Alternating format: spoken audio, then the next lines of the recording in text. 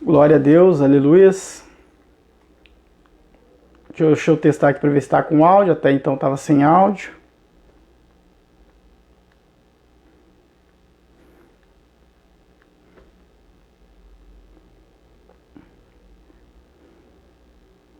Amado, se tiver com áudio aí. Glória a Deus, aleluias. Amado, se tiver com áudio aí. Deixa eu fazer uma pergunta aqui para os irmãos se está com áudio. Parece que aqui está com áudio agora, né?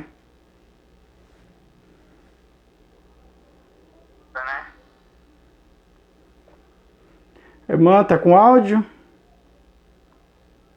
Deixa eu mandar uma mensagem aqui.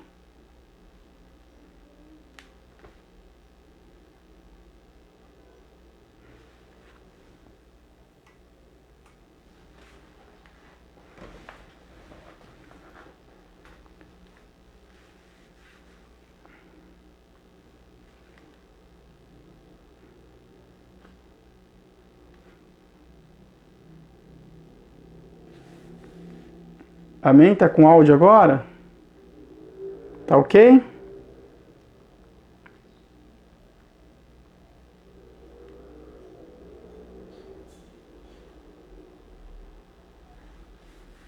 Esperar alguém responder, que se não tiver com áudio, eu vou ter que reiniciar novamente, né? Amém. Já responderam ali, o pastor Luciano respondeu pra gente que tá com áudio. Amém. Meus amados, peço perdão aí pros irmãos aí, essas coisas de tecnologia é assim mesmo, né? Uma hora funciona, outra hora não funciona. É normal. Amados, estamos dando início a mais um momento de ensino da Palavra de Deus, da nossa igreja da Multiforme. Graças de Deus, todas as sextas, a partir das 18h30, nós temos este encontro marcado, né? Este momento de ensino. E eu agradeço a Deus, né, pela vida dos nossos irmãos, que tem sido grandemente usado aí, né, por Deus, por ter orado por nós, né, por essa obra, né, nos auxiliando, nos dando força. Realmente não é fácil, mas Deus tem nos orientado, nos fortalecido cada vez mais, né? E louvo a Deus pela vida dos nossos amados aí que se interessam pelo conhecimento da palavra de Deus, né? E graças a Deus isso é muito importante para o crescimento da obra do Senhor e nosso crescimento espiritual, particularmente falando. Nós estamos em uma série de ensinos intitulado Mau Negócio com Deus. É o 5º vídeo hoje, porém nós estamos na segunda parte. Hoje nós vamos finalizar a segunda parte, depois resta-nos apenas a terceira parte. O título é Um Mau Negócio com Deus. Então nós estamos já no 5º vídeo, tá? Depois deste ensino, Deus colocou no nosso coração mais 2 temas que não vão ser prolongados, né? Vão ser 2 temas de um dia só mesmo. E posteriormente esses 2 temas, Deus tem colocado também no nosso coração para nós tratarmos de um assunto escatológico, de um modo mais exaustivo. Já conheci dos irmãos que nós decidimos fazer o mestrado em escatologia justamente pela necessidade da obra de Deus. Nós temos visto que a igreja atual tem tido pouco conhecimento a respeito das coisas escatológicas, a respeito da vinda de Cristo e tal. E se nós formos olhar para os parâmetros bíblicos, este assunto é um assunto de suma importância, um dos mais importantes da Bíblia Sagrada, até porque a própria Bíblia, né, ela afunila ela vem se afunilando para a volta de Cristo, né, para esses assuntos escatológicos. A vinda de Cristo, né, a morte, o sacrifício de Cristo Jesus, tudo isso vem afunilando para a sua volta, o seu retorno, para as questões escatológicas. Então é muito importante e infelizmente a igreja atual, muitos infelizmente não conhecem, outros conhecem pouco e outros conhecem errado, porque muitas pessoas estão ensinando errado, né, na internet, aí no YouTube, em vários meios aí, tem ensinado errado a respeito disso. Então Deus tem tocado no nosso coração e nós vamos trazer depois um assunto sobre escatológico e vamos tratar do livro de Apocalipse versículo por versículo, desde o primeiro capítulo até o último, passando verso por verso, explicando, para que nós possamos ter essa compreensão aí a respeito da palavra do Senhor, né, em nome de Jesus. Meus amados, nós estamos então na segunda parte, o assunto é um mau negócio com Deus, tá? Quem está chegando agora, que estiver assistindo esse vídeo, já é o 5º vídeo, porém estamos ainda na segunda parte, né, como eu disse. E se quiser entender melhor, obviamente, é necessário que pegue desde o primeiro vídeo e tal. Mas neste vídeo, então, nós estamos tratando dessa segunda parte, que é desvalorização da espiritualidade. Nós falamos no ensino anterior sobre a desvalorização da espiritualidade. Nós chegamos a falar sobre o sermão ali de Marta e Maria, né, ali onde Jesus ele traz ali uma exortação, né, a Marta, que estava preocupada com os seus afazeres e deixando ali a boa parte que era estar nos pés de Jesus, aprendendo com ele, deixando ali de lado. Nós falamos sobre o focar no inútil, né, isso no sentido espiritual, e nós trazemos aqui um verso, né, 1 Crônicas 28:9, vou estar fazendo a leitura aqui. E nós dividimos esse verso e trouxemos aqui algumas explicações dentro deste próprio verso. E faltou aqui a última parte desse verso, né, acho que nós chegamos a citar, mas nós não demos ali uma explicação ainda. O verso é: e você, meu filho Salomão, reconheça o Deus de seu pai e sirva-o de todo o coração espontaneamente, pois o Senhor sonda todos os corações e conhece a motivação dos pensamentos. Se você buscar, o encontrará. Se você o abandonar, ele o rejeitará para sempre. 1 Crônicas, capítulo 28, verso de número 9. Anota esse verso, leia, releia, medita nele. Você vai ver que mensagem gloriosa da parte do rei Davi para com seu filho Salomão. E a última parte do verso diz: se você o buscar, o encontrará, mas se você o abandonar, ele o rejeitará para sempre. Deus estava, através do rei Davi, colocando uma condição. E essa condição, ela não está restrita ao rei Salomão, aqui nesta ocasião, mas é para todos nós. Porque isso que o rei Davi trouxe já é algo que vinha sido falado antes. Moisés falou isso lá em Deuteronômio. Se você, até ali nos Juízes, né, no livro de Juízes, você vê isso, né, Samuel falou isso, enfim. Se você abandonar a Deus, ele vai te abandonar. Se você, pelo contrário, o buscar, ele vai se deixar ser encontrado. Então, quando a Bíblia nos convida a buscar a Deus, ela está nos convidando a fazer algo possível. Tá? Não é porque Deus está lá no reino celestial, num lugar impenetrável, né, pelo homem, humanamente falando, que nós não encontraremos Deus. Pelo contrário, Deus ele está lá, mas ele também está aqui. E através do Espírito Santo de Deus, né, ali o próprio Criador, ele habita em nós, porque o Espírito Santo é Deus. Tá? Então, nós temos Deus em nossas vidas, né, quando nós estamos ali de acordo com o querer e a vontade do Senhor. Então, o Espírito Santo, de fato, ele habita em nós. Então, para nós alcançarmos Deus, é através da nossa oração, da nossa busca, e Deus não vai se esconder de nós, tá? O problema é que o ser humano, ele está mais tendenciado, né, a tudo aquilo que lhe satisfaz do que aquilo que se chama Deus. E quando eu falo tudo aquilo que lhe satisfaz, não estou falando a respeito de coisas pecaminosas, porque tem coisas que não são pecaminosas, mas também satisfaz o ser humano. Mas quando isso que não é pecado, ela toma o lugar e o propósito de Deus na nossa vida, aí passa a ser pecado, mesmo aquilo não sendo pecado, tá? Então nós temos que focar em Deus.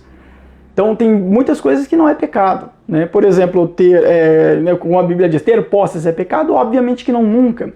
Mas se eu coloco as posses no lugar de Deus, aí se torna um pecado. Por quê? Por causa da minha atitude interior, né? Como jovem rico, ele decidiu colocar as coisas que ele tinha no lugar de Jesus Cristo. Jesus falou: vende tudo que você tem, reparte aos pobres, vem e me segue. Ele abandonou a Jesus naquela ocasião. Porque no lugar de Cristo, dentro de si, estava a riqueza. Ter a riqueza era pecado? Não. A Bíblia nunca condenou isso. Mas quando isso está no lugar de Deus, aí é pecado. E não é só isso, qualquer outra coisa que estiver no lugar de Deus é pecado, né? Então, é o que estava acontecendo ali com Marta. Né? Marta, ela colocou algo no lugar de Jesus. Ao invés de eu estar ali aos pés de Jesus, eu vou me preocupar com as demais coisas, ali com aquilo que era a tradição deles. Eu falei disso no vídeo anterior, né? Que era a tradição deles, que era o cuidado do lar, ali, o cuidado do hóspede, do visitante e tal, ainda mais sendo Jesus, né? Mas ela se esqueceu do melhor, que era estar nos pés do Senhor ali, ouvindo, né, os seus ensinamentos, que proporcionaria a ela, consequentemente, a obediência ao querer e à vontade de Deus. Então, cuidar das coisas do lar era pecado? Não, Jesus nunca condenou isso, mas ela substituiu o próprio Jesus, ali o estar na presença de Jesus, pelos afazeres. Aí Jesus condenou, porque ela fez uma substituição, tá? Então, tudo que você faz, nem tudo vai ser pecado. Nem todos os prazeres do mundo é pecado. Deus, ele nos concedeu diversos prazeres, né, que não é pecado. Mas se estiver no lugar de Deus, é pecado, tá? Então, a questão está no interior do ser humano, né? O que o seu interior está dizendo, tá? Igual, você deixa de ir à igreja para ter que trabalhar e sustentar a família, é pecado? Não, pode ser alguma. É o mandamento de Deus, do suor do teu rosto comerás o teu pão. Então não é pecado você deixar de ir à igreja para ter que trabalhar. Não é pecado. Mas se eu, dentro de mim, eu coloco o trabalho em primeiro lugar, ou no lugar de Cristo Jesus, aí é pecado. Não pela minha ação, mas pelo meu interior. E a Bíblia nos diz que nós seremos julgados pelos nossos sentimentos. Tá? E o próprio rei Davi, dizendo aqui a Salomão, neste verso aqui que nós lemos, ele fala sobre isso. Pois o Senhor sonda os corações e conhece a motivação dos pensamentos. Então o que me leva a deixar de frequentar o culto e ter que trabalhar? Deus vai olhar aqui dentro de mim. O que me leva a fazer isso? Será que dentro de mim eu estou colocando outra coisa no lugar de Deus? Se for, é pecado. Se não for, aí eu não peco, tá? Então a questão não é o que é feito em si, mas o que me levou a fazer aquilo. No caso de Marta lá, que estava trabalhando, o que levou ela a fazer aquilo? Então Jesus reprovou por quê? Por causa do seu interior, colocou algo no lugar dele, né, interiormente falando, tá? Do mesmo jeito ali com o jovem rico, ele colocou outra coisa no lugar de Jesus, no seu interior. Então passou a ser um pecado, aquilo que não deveria ser pecado ou que não é pecado no seu sentido natural, tá? Então o verso que nós lemos aqui, Salomão, ele ouve, né, da parte aqui de Davi: se você buscar, o encontrará, mas se você o abandonar, ele o rejeitará para sempre. Abandonar a Deus, amados, vamos entender uma coisa aqui. As pessoas às vezes acham que abandonar a Deus é voltar para o mundo, cair no pecado, voltar, quem bebia voltar a beber, quem era viciado voltar ao vício, né, ir para a prostituição, abandonar, né, aí os caminhos da igreja, né, não ir mais à igreja, né, e começar a se deliciar com as coisas do mundo. As pessoas acham que abandonar a Deus é isso, e não é só isso.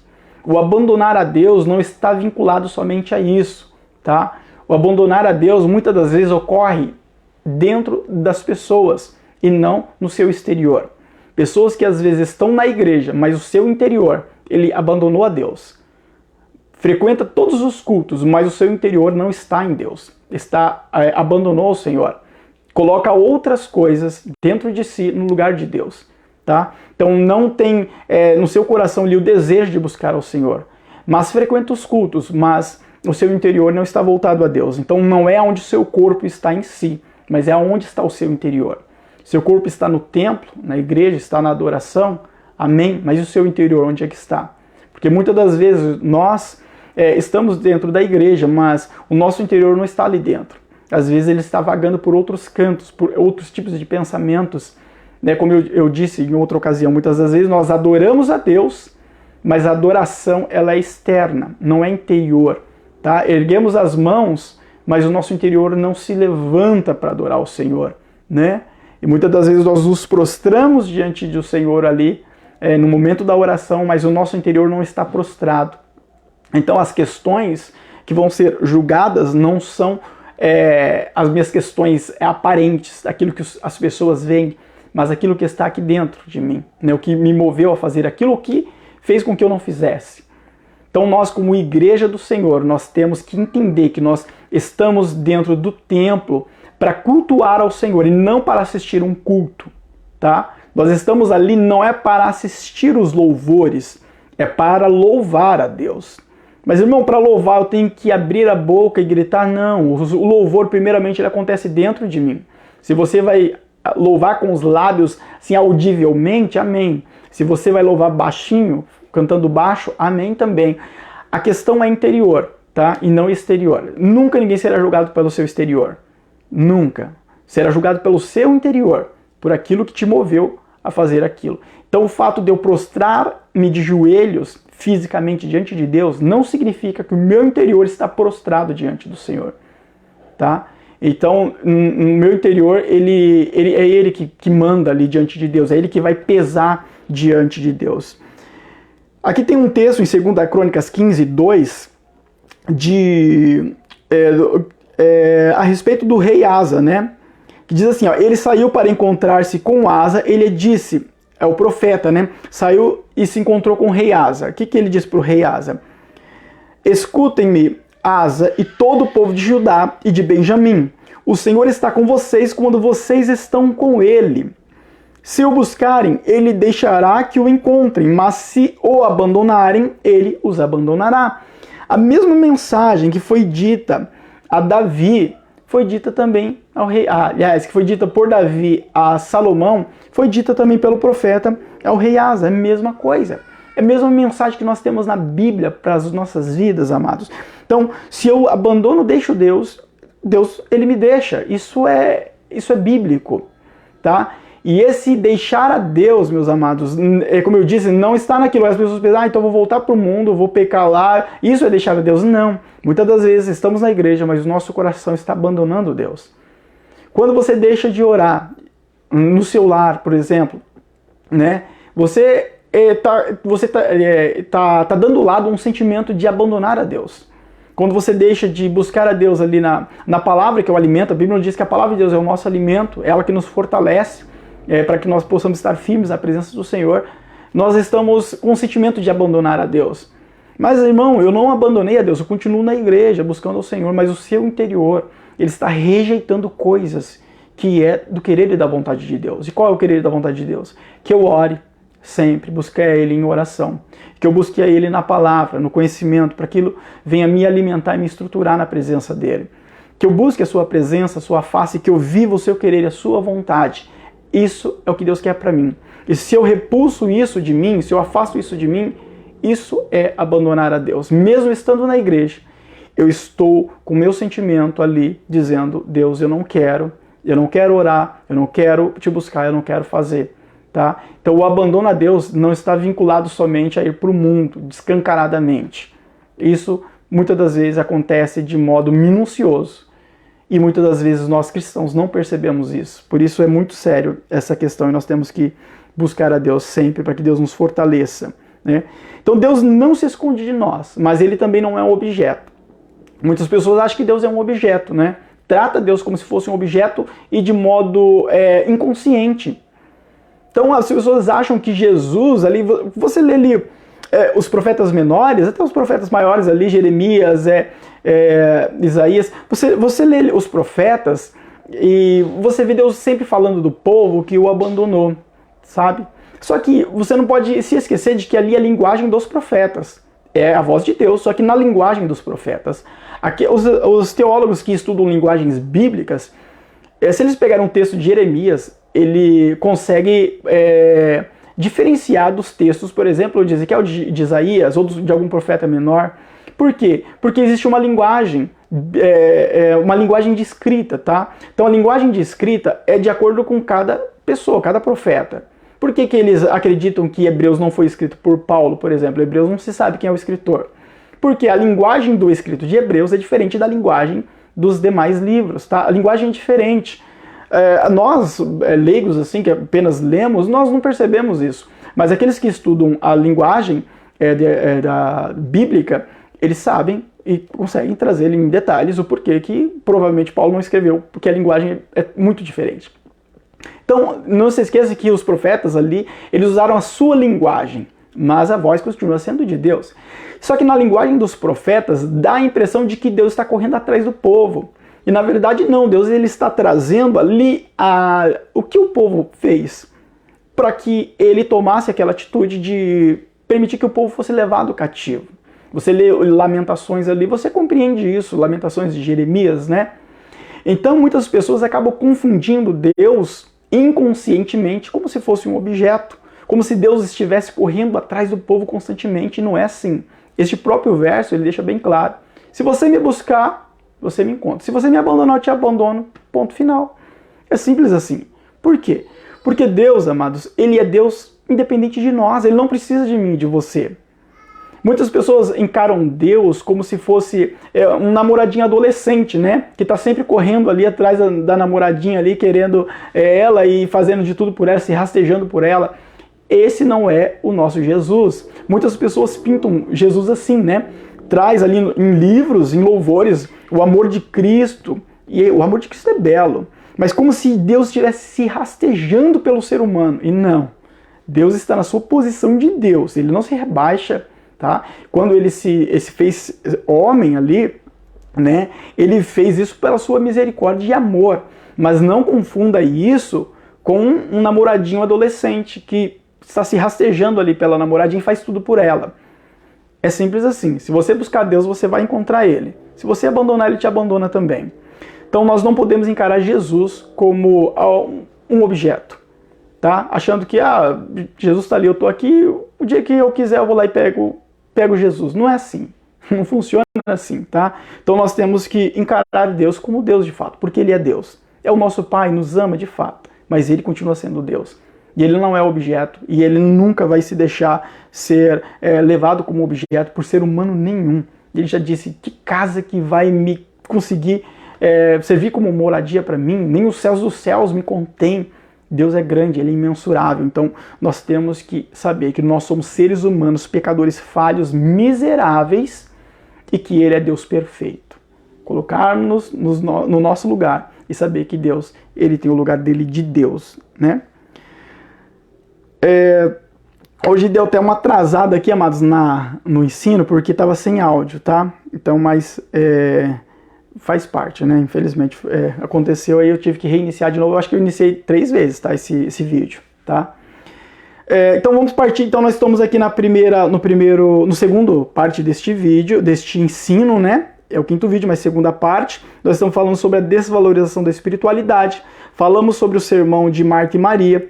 E agora vamos falar eu coloquei que está como título, né? A segunda parte aí, ó, o tópico B, vamos dizer assim.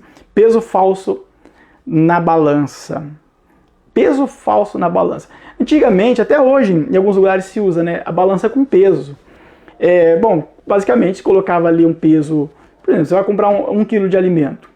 Aí a pessoa pegava ali um peso de 1 quilo, por exemplo, e colocava ali de um lado e do outro lado o alimento. Ia colocando o alimento. A hora que ela se igualasse ali, sabia que o alimento tinha 1 quilo, né? Era assim que funcionava a balança, é assim que funciona ainda em alguns lugares que usam ainda. Mas aqui não tem, tá? Aqui é a balança tudo digital, né? Hoje em dia, né? Mas antigamente se usava muito isso. E nos tempos bíblicos não era diferente, tá? Então tinha os pesos, né? Cada peso tinha ali... obviamente a sua gramatura. Só que muitas das vezes acontecia de eles trabalharem com peso falso, pegar lá o peso, um exemplo, escrito 1 quilo, mas na verdade ele era de 800 gramas. Aí colocava lá o alimento, dava 800 gramas, ali o peso que está escrito 1 quilo, igualava e falava, tá aqui 1 quilo de alimento. Você pagava por 1 quilo, mas estava levando 800, porque o peso estava escrito 1 quilo, mas na verdade ele era de 800. Então era peso falso. Tá? Tem até aqui em Provérbios 11:1. Balança enganosa é abominação para o Senhor, mas o peso justo é o seu prazer. Isso de balança falsa existia nos tempos bíblicos. Ali os profetas menores condenavam muito isso, porque era ação, atitude do povo ali em Israel que estava voltada às abominações e tal, então se corromperam, né? E eles tinham essa atitude.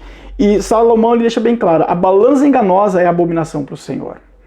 Tá? Então Deus ele rejeita isso, como rejeitou lá a atitude do povo. Mas o peso justo é o seu prazer. Então Deus tem prazer quando, obviamente, agimos justamente. E o que funciona isso no sentido espiritual? Muitas das vezes nós colocamos numa balança imaginária, no nosso interior, as coisas do mundo e as coisas de Deus.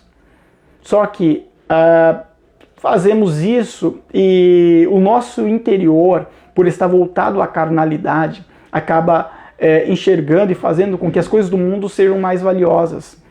como se elas estivessem pesando mais. E as coisas de Deus sendo muito leves, como se não valesse tanto a pena, sabe? Então isso que muitas das vezes acontece. Então nós julgamos ser mais valioso, ou mais valoroso, este mundo do que o reino de Deus. Não existe lugar no planeta Terra que seja melhor que o reino dos céus, amados. Essa é a verdade. E nós estamos mais voltados ao quê? As coisas do mundo. Muitas das vezes inconscientemente. Tá? Assista lá a primeira parte deste segundo, o vídeo anterior, melhor dizendo. Se assistir o vídeo anterior, você vai entender o que eu estou querendo dizer. Tá? Tem até um texto aqui em Tiago, 4, verso 1 e verso de número 4, que diz assim: de onde vêm as guerras e pelejas entre vós? Porventura não vem disto, a saber dos vossos deleites que nos vossos membros guerreiam? Cobiçais e nada tendes, matais e sois invejosos, e nada podeis alcançar, combateis e guerreais, e nada tendes, porque não pedis. Pedis e não recebeis, porque pedis mal para gastar de vossos próprios deleites. Ainda ele diz, né, que no verso de número 4, adúlteros e adúlteras, não sabeis vós que a amizade do mundo é inimizade contra Deus? Portanto, qualquer que quiser ser amigo do mundo, constitui-se inimigo de Deus. Esta passagem de Tiago, ela parece ser muito fácil de interpretar, mas ela não é. Demanda mais tempo. No próximo vídeo, nós damos continuidade, a gente interpretar essa passagem de Tiago e entrar aí na terceira parte deste assunto. Por quê? Porque há uma necessidade de nós, amados, compreendermos e entendermos isso. Porque o nosso interior, ele tendencia para coisas que aparentemente são mais valiosas. E a voz de Deus, ela sempre vai ser a melhor opção para nós. Obedecer à voz de Deus é a melhor coisa, tá? Por mais que a voz de Deus aparenta que está nos levando para um lugar onde nós vamos sofrer mais, na verdade não iremos. Nós seremos grandemente abençoados pelo Senhor.